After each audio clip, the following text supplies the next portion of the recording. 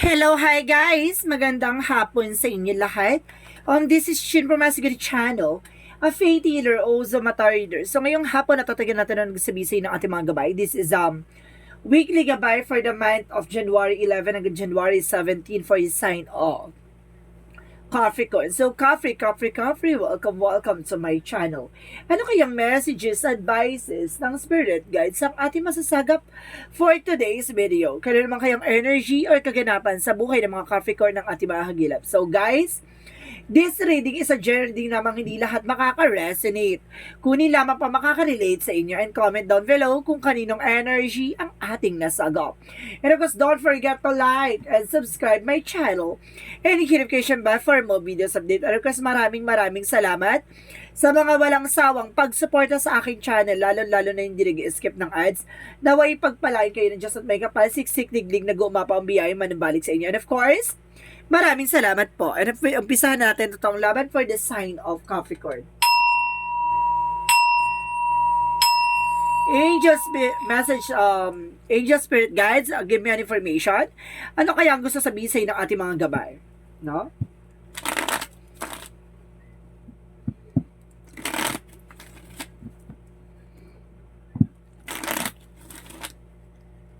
So, umpisahan na natin, guys. Angel Spirit Guide, please give me information.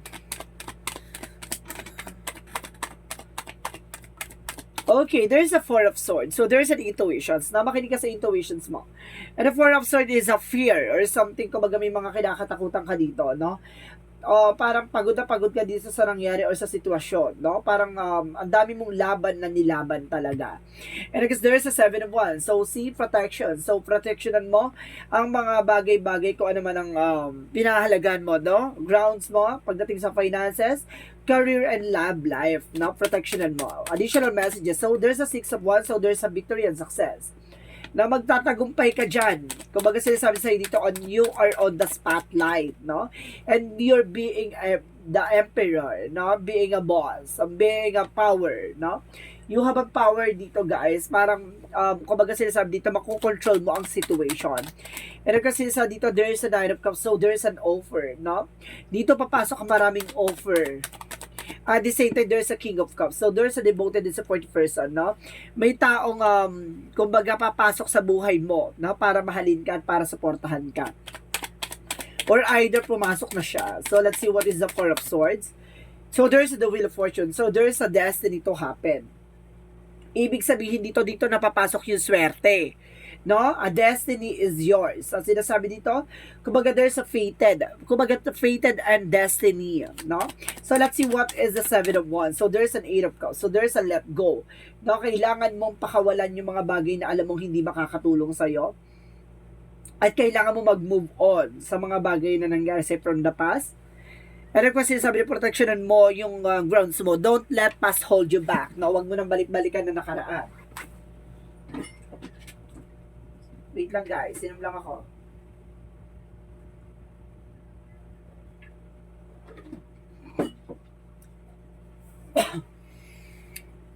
O yan na nga, di ba? Let's see what is the Six of Wands. What is the Six of Wands? Represent the Ace of Wands. So there's a new beginning coming in for you. And kasi sabi dito, there's new ideas and new plans. And the Ace of Wands represent a new beginning. So ibig sabihin dito, magsisimula na panibagong chapter, magdadala sa iyo ng victory and success, no? Parang there's a spark ako na sa sense dito na parang makikita na yung kahalagahan mo or kaugnayan sa iyo, no? Na nangyayari, kumbaga kaugnayan na bakit nangyayari lahat ng to, no? Let's see what is the Emperor. And because there's an Ace of Cups, so there's a power for love. So there is a power of love. So kanta yun guys Kumbaga there's a power of love. Kumbaga sinasabi sa dito, ito yung parang offer for a love, for a lifetime. Everlasting promises. So sinasabi talaga dito, there's a deep soul connections na kumbaga talagang pinagmula ng pag-ibig, no? At talagang mapangahawakan mo na, abot kamay mo na. And because there's a default card, so there's a leap of faith, no? Kumbaga dito, tinesting ang pananampalataya at tiwala mo, and there's a new beginning coming in for you with a transformation. So let's see what is the King of Cups. It represent the Palace of Swords. So, ibig sabihin dito, kumbaga marami din nangyari from the past na, kumbaga maraming betrayal din ang nangyari dun sa person mo, no? Kaya ngayon, kumbaga pinagtagpo kayo, no? Para hilumin ang isa't isa. So, let's see what is the Four of Swords and the Wheel of Fortune. And because there's a Two of Cups. So, there's a partnership. There's an unconditional love. So, may mangyayari dito, guys, na parang magkakatagpo kayo ng tao na to, na kumbaga may kaugnayan sa pangyayari sa buhay nyo, at kaugnayan din kumbaga, sa mga nangyari or kaganapan sa buhay nyo na same scenario, same agenda, no? So, let's see what is the Seven of Wands. And of course, there's Eight of Cups. So, there's a Palace of Coins. So, sinasabi dito, guys, na magkakaroon ka ng kasaganahan with long-term investment and long-term success. And the Death card represents the victory and the Ace of Wands. Sinasabi dito a transformation, no? Kumbaga ito na yung hudyat ng pagbabago. Itong spark na to, yung magsisilbing liwanag, no? Para sa tagumpay. A transformation leads you a new beginning. So let's see what is the Emperor, the Ace of Cups. So there's a there's a Page of Swords. So there's a lot of information na masasagap ka dito. Parang marami kang makukuhang impormasyon, no, tungkol dito sa pag-ibig, tungkol dito sa kakayanan, kumbaga tungkol dito sa kumbaga pagbubuklod or pagsasama ng dalawang taong nagdanas ng sakripisyo at pag-ibig talaga, no? Parang kumbaga sa likod ng mga pinagdaanan, no? Kumbaga nagkakilala at nagtatagpo kayo ng tao na to para pagbuklodin at para pagsamahin kayo sa isang chapter. No, there's a Eight of Cups. So there's an Eight of Coins. So there's a focus, no?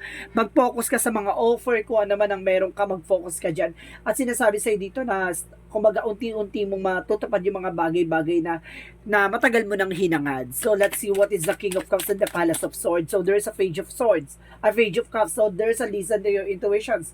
Listen to your gut feeling, no? Makikinig ka sa iyong vibrations, intuition, instinct. So, there's a spiritual na sinasabi sa'yo, makikinig ka na, kumbaga, may mga bagay na pinagdaanan kayo sa past na, kumbaga, hindi na bago sa inyo, no? Ibig sabihin, kumbaga, may mga bagay dyan na parang, alam nyo na yung magiging agenda or something possibility. So, kumbaga, aware na kayo eh. So, ibig sabihin dito, kumbaga, kung may mga trader sa paligid nyo, kumbaga, nagkakaroon na kayo ng balance eh, diba? Kumbaga, alam nyo na yung grounds nyo and alam nyo na yung magiging partnership nyo dalawa, diba? Parang parehas kayong parehas kayo ng karanasan eh. Nagkaroon kayo ng trust issued before. So, this is the moment na parang, di ba, pinagsama kayo sa isang chapter na same kayo ng scenario na nangyari, no? Or either parehas kayong niloko, or either parehas kayong napagod na lang, no? Tapos pinagtagpo kayo para, di ba, para punan nyo isa't isa, ganon. So, let's see what is additional messages for outcome. Sa outcome is the High Priestess. So, there's some hidden agenda and hidden enemies. There is a Two of Wands represent the choices. Ibig sabihin dito pagdating sa business, pagdating sa trabaho, magkakaroon ka ng there's a lot of options. And of course, magtutuloy-tuloy na about sa finances, no? So, it's a good part na kumbaga there's a give and receiving something by the universe na magdadala sa inyo ng balance. So, let's see additional messages for career. Sa career is the Queen of Cups. Magkakaroon kayo ng healing sa career. At the same time, there's a Knight of Wands. So, there's a final push. Kumbaga, konting tiyaga pa, konting hasa pa dyan, no? Pagdating sa business or sa trabaho mo, magkakaroon ka ng healing dyan. At the same time, there is a King of Wands. Makukontrol mo yung situation at makukuha mo yung tamang formula kung paano mo mapapatakbo o mapapaikot ang yung negosyo mo or trabaho mo, no? So, let's see what is additional messages for love life. So, love life is the Five of Cups. So, there's a lot of disappointments or rejections, failures. And of course, the justice is the karma. Sinasabi sa inyo to, no, kumbaga marami mang nangyari sa from the past. So, ibig sabihin dito, there's a justice na kumbaga ililip kayo pataas na sinasabi na ibabangon kayo mula sa pagkalugmok at gagawin kayong balanse sa isa't isa. Ganon. So, let's see what is additional messages for health. Sa health niya is the Knight of Coins. So there's an information dito na kumbaga maging practical ka pagdating sa health and the Tower moment, there's a changes. May mga bagay na kailangan yung baguhin, yung mga dati yung gawain, no? Pagdating sa food and of course sa mga kinakain nyo, no? Iwasan nyo. Yung magpupuyat din, iwasan nyo. Yung mga bagay na dati nyo yung ginagawa, iwasan nyo na yun. Kasi kumbaga may balik yan pagdating ng araw, 'di ba? So let's see what is additional messages for magical fairy messages. For magical fairy messages, Angel Spirit Guide, please give me information. And of course, sinasabi dito, there's a spiritual teacher. So, may paalala sa iyo ang ating kung it's either kailangan nyo ng albularyo dito, no? Or something na tutulong sa inyo para malaman nyo yung, kumbaga, yung magiging way nyo, how to healing, no? Baka kailangan nyo ng healing session. And of course, there's you've got the power, na parang nakuha mo na lahat no? I mean, parang nakuha mo yung solusyon or nakuha mo yung bagay na magpapabago sa sitwasyon nyo. So, let's see what is a yin and yang oracle card.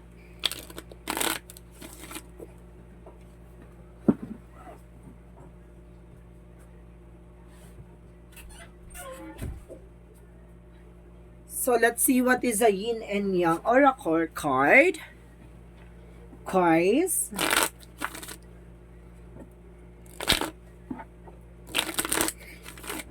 So, let's see what is a yin and yang oracle card. And there's a release. So, yun nga, no? Surrender to the divine.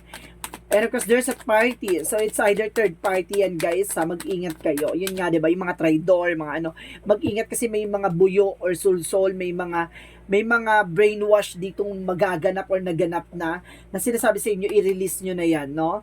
And of course, there's an offer. So, there's a lot of offer na ibibigay sa inyo ng ating angel spirit. So, let's see what is Archangel Raphael messages. Archangel Raphael messages. There's a stretch. No? Kailangan yung, kumbaga, kilos-kilos, galaw-galaw. No? Mas okay. Thank you. So, sinasabi din dito, alternative medicine. So, kailangan yung mga alternatibong medisina na makakatulong sa iyo for healing. And of course, there's some meditation. It's a pato, kailangan nyo mag-meditate, no? Para magkaroon kayo ng peace and of course, on health and wellness. So, let's see what is additional messages. And there's a loosen your grip. Let God in. Hayaan mo ang Panginoon yung gumawa ng bagay na magpapabago at magbibigay sa inyo ng informasyon kung paano nyo mababago ang inyong eksena. Diba, bibigyan kayo ng, kumbaga, signs or synchronicities. And kasi nasa dito, weight of the word, no? May mga bagay dito na kapag alam nyo mabigat, alam nyo bagay na hindi nyo kayang bitbitin, huwag nyo bitbitin. Huwag nyo pilitin buhatin yung mga bagay na hindi nyo kaya, no? Surrender. So, let's see what is the energy. What is the energy? Angel Spirit Guides. So, there's a journey. So, ibig sabihin dito, kumbaga talagang pagdadaanan nyo yung mga bagay na pinagdadaanan nyo ngayon, no? Hindi kayo pwede mag-shortcut. At the same time, there's the Sun card represent the pure positivity. Kumbaga, magkakaroon ka ng pure positive outcome. At the same time, success. And there's a deceit, no? So, ibig sabihin ng third party na to, maaaring gumagawa ng black magic involved. There's a deceit for mangkukulam. Mag-ingat, ha? So, let's see what is additional messages. It's either yung gumagawa, it's either kapatid, kamag-anak, kaibigan, ex, or wala na ex ako nasagap. So, relatives or related sa'yo. And of course, there's a teacher and guardian, no? May gumagabay sa'yo dito. And of course, there's an environment. So, nasa paligid mo lang. So, let's see what is the Romance Angels. Romance Angels represent attraction. So, some of you, kumbaga malakas ang attracted ka sa tao, no? Malakas ang attractions mo. And this could be the one. Maaaring siya na yung taong makakasama mo at taong mamahalin mo hanggang dulo. Diba? Maaaring nakita mo na yung taong makakasama mo. So, let's see what is Archangel Michael. Represent guarded and protected. So, kumbaga, ginagabayan ka at protektado ka na ng ating Archangel Michael. And of course, there is a new beginning and fresh start. So, magsisimula na ang panibagong chapter at magkakaroon ka ng magandang kinabukasan. And of course, write about your thought and feeling. Susundin mo lagi ang iyong intuition and of course, yung visions mo. Even your gut feeling. So, let's see what is the chakra. So, there's a renewal. So, kailangan nyo ng renewal, ha? And of course, guys, there's a soulmate. There's a soulmate connection. So, there's a soulmate and destiny and fated. Oh my God. Additional messages. And of course, there's a mysticism. See? Ito yung mysticism na parang mayroong sa likod nito may misteryosong gumagawa ng black magic. Mysticism and deceit. So, there's a mangkukulam talaga na parang may misteryo dito sa likod ng nangyayari sa inyo. No? So, let's see. What is additional messages? Additional messages. So, there's a self-esteem. So, there's a confidence. So, kailangan nyo i-boost yung confidence nyo, no? And of course, there's grief. May mga bagay or pangyayari sa buhay mo na kumbaga hindi mo dapat pagsisihan nyo, hindi mo dapat kasi hindi mo na mababago, no? I-appreciate mo na lang yung mga bagay-bagay na nawawala. Mga bagay na umaalis. Kasi, kumbaga, hindi yan iaalis ni God kung talagang, diba, kung makakatulong yan sa'yo or either kung hindi yan makakasira sa'yo. And there's a school. So, there's a lesson. So, may mga bagay na dapat ka natutunan. And there's a practice. Practice makes perfect. No? Ibig sabihin, kailangan nyo enhance yung abilities nyo or kailangan nyo ng practice to polish your skills and abilities. So, let's see what is the Moontology. Moontology represents nothing is yet set in stone. So, hindi pa napapanahon. May mga bagay na mangyayari yan in the right time, in the right place. And because there is a balance in spiritual and practicality. So, maging balanse ka pagdating sa lahat ng bagay. No? In all aspects, spiritual, practicality, emotional, material things.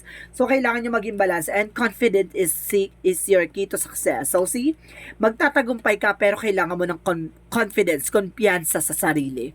'Di ba? Hindi mo kailangan matakot, hindi mo kailangan magkaroon ng pagdadalawang isip or pangamba. Bagkos ipagpatuloy mo yung mga ginagawa mo na nanggagaling sa puso't isip mo. So let's see what is the Jesus loving quotes. Jesus loving quote said, "Heal the sick that they're in, and say unto them, the kingdom of God is coming to you." So, ibig sabihin dito, pagagalingin ka ni God sa anumang uri ng sugat or karamdaman na nangyari from the past. May mga bagay lang talaga na kailangan mong humarap or kailangan mong matutunan. May mga bagay lang talaga na hindi mo matatakasan. So, let's see. What is the angel's number? Angel's answer, sorry. There's an angel's answer, guys. Mag-isip kayo ng question, no, regarding sa anong gusto nyo itanong sa ating mga gabay. Bibilang ako na 3, kailangan nakapag-isip ka na, okay? Okay. 1, 2, 3. Angel's answer. Give me an answer for that question. So, sinasabi dito, there's an answer for within the next few months. So, mga susunod na linggo, no? Ay, sa susunod na buwan. Sa mga susunod na buwan, may mga pagbabagong magaganap, no? Hanggang, parang sinasabi itong reading na to na mukhang, mukhang ang kasakop nito may mga, hindi pa mangyayari sa mga susunod, ay hindi mangyayari kung hindi pa, kumbaga may mga part na hindi mangyayari this week. So, may mga part na mangyayari yan sa mga susunod pang buwan. So, hantayin nyo pa yon. So, ibig sabihin, malawak ang itong energy na nasagat natin. And because there's a helpful fearful, marami ka matutulungan tao or kailangan mo ng tulong na maraming tao or marami ka matutulungan tao, no? And there's a yes. So possible there's a yes, no? Sinasagot ng ating angel spirit na there's a yes. Ang tanong sa sagot mo ay yes. So let's see what is the angel's number. Angel's number represents 21. I am inspiring. So sinasabi dito, guys, you are highly creative with a strong will to succeed. Your imagination is highly charged. It reveals itself in everything you do, from your sparkling conversation to your most prized project. Kumbaga maraming natutuwa sa'yo. Kumbaga maraming nai-inspire sa lahat ng mga ginagawa mo. Maraming kumbaga humahanga sa kadakilaan mo, lalo-lalo na sa mga bagay na ginagawa mo, no? Kumbaga nakikita nila ibang-iba ka sa mga taong nakasalumuhan nila. So ibig sabihin maraming nai-inspire sa'yo, maraming humahanga sa'yo. So let's see what is the messages of life. And there's a master of life. So, sinasabi talaga dito, guys, I dedicate my strength to the divine within me, aligning myself with the true sovereign of my life, my ego step aside, as I listen to my inner voice and accordance with the truth I hear. In this way, I become the master of life.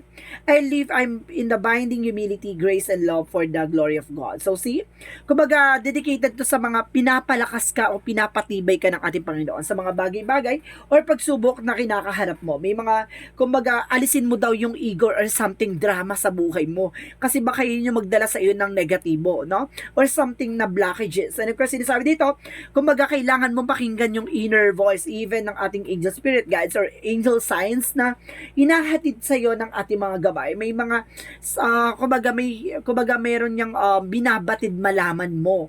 No, may gusto silang ipaalam sa iyo na may mga bagay na kailangan mong gawin or may mga bagay na kailangan mong pag-ingatan. So guys, this reading is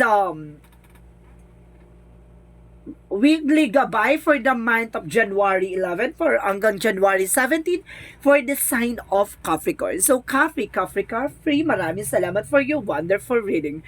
So this is Chin Rodriguez from my Asagari channel, a faith healer, also mata reader. Maraming salamat sa mga walang sawang pagsuporta sa aking channel, lalo na hindi nag-skip ng ads, naway pagpalain kayo na Diyos at may kapal-siksik diglig nag-uumap ang biyay manabalik sa iyo. And of course, this reading is a general reading lamang, hindi lahat makaka-resonate.